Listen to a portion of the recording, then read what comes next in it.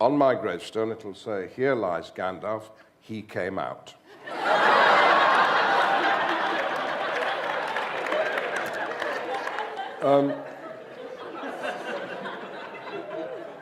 Well, anyone who here is gay will know. We have an extra responsibility in our lives, thrust on us by society. We have to face the possibility of coming out. Straight people don't have that. It's the only advantage of being gay, is you have to come out. And in doing that, your life has changed entirely for the better. I've never met a gay person who didn't think that. But I was 49. 49.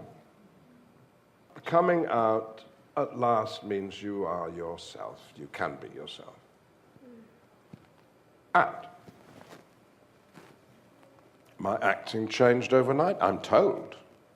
Didn't feel like that. But you see, up to that point, anything emotional in my life was a dangerous area. I couldn't hold hands with somebody I liked or loved. I couldn't be affectionate to them in public because that was against the law. And acting, of course, is much to do with your emotions and your inner life and how much you're going to reveal about them, which is why we all call each other darling and love. You've got to love the people you work with, otherwise you're never going to be able to strip yourself, as you're sometimes required to do in a rehearsal room, you know, risk making a fool of yourself. You can only do that in the company of people who are going to love you. So theatre was a good place for me to be, but I was still uncomfortable. And what happened when I came out, on the advice of Armstead Maupin, the author of Tales of the City, the millstone that I hadn't known was there fell. And the block that I hadn't known was there about the diaphragm dispersed.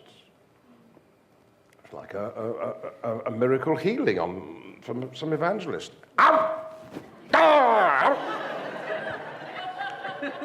I see where there can be some truth in those theatrics. And when I said I was gay, I was confident. I was immediately happy. Many, many people thanked me.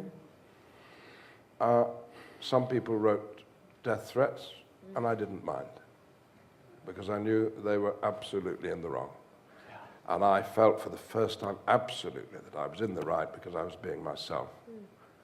And the first part I took on, because I didn't want to start becoming a queer performer, which some people thought was required of me from now on. I should only play gay parts. I played in a movie of scandal about an English politician called John Profumo, about whom nothing is remembered except that he was a raging heterosexual. And so I thought it would be a very good part for me to play, having just come out as being gay.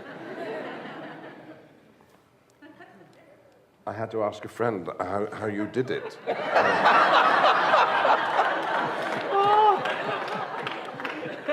I'm an expert on the missionary position.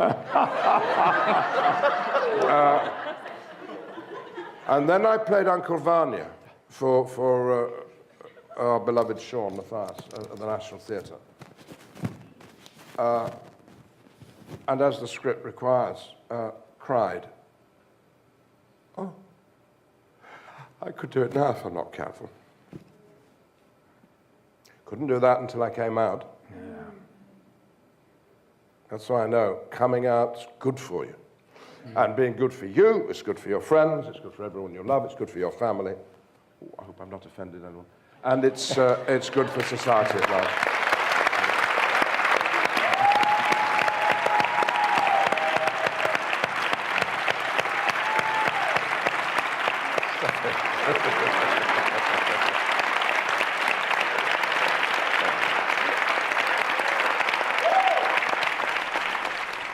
If I could just add my moment of coming out, because although much less significant than what Ian has been describing, which was fantastic to hear that, Ian, and for everybody.